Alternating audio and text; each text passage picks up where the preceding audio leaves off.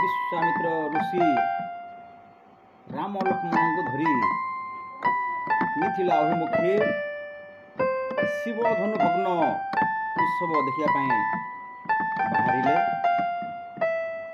Water Ganga नदी पड़ा।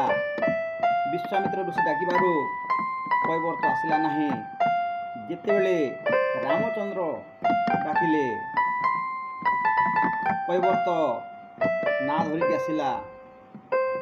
प्रथमे रामचंद्र पद धौत करी लक्ष्मण विश्वामित्र ना रे बसैकी गंगा नदी पारी करदेला। विश्वामित्र ऋषि राम लक्ष्मण गंगा माता को प्रणाम कले।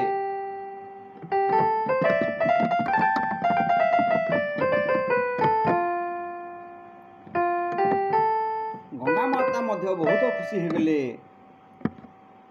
आज राम लक्ष्मण विश्वामित्र ऋषि मोरी कूल नदी पारी होती मो धन्य हो गले।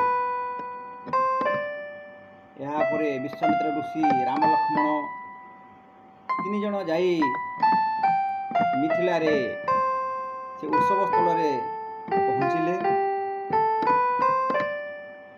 मिथिलार राजा जनक घोषणा करछंती जी शिवधनु भांगिब से मो ललिता कन्या सीता को विवाह करिब। शिवधनु उठेबा बहुत कष्टकर, ओजन मध्य सहजरे उठे हुए नहीं।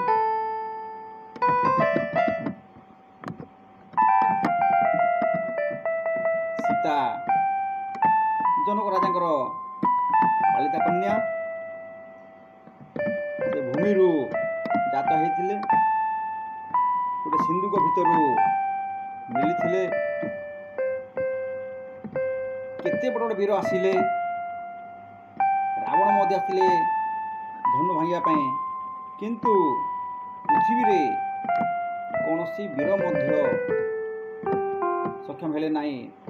यह देखि जनक राजा मन दुख कले। पृथ्वी कौन वीर शून्य हो गला, मो झील कौन रही विवाह कर।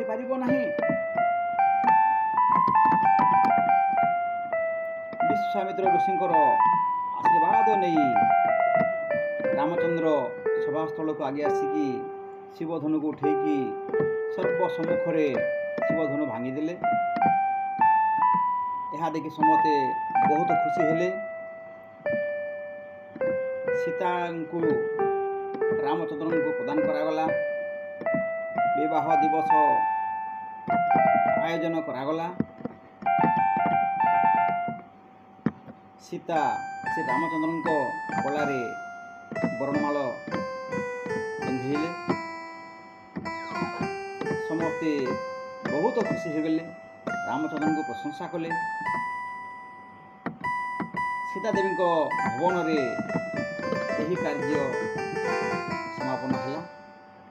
यापर राम लक्ष्मण विश्वामित्र एवं अयोध्यार समस्ते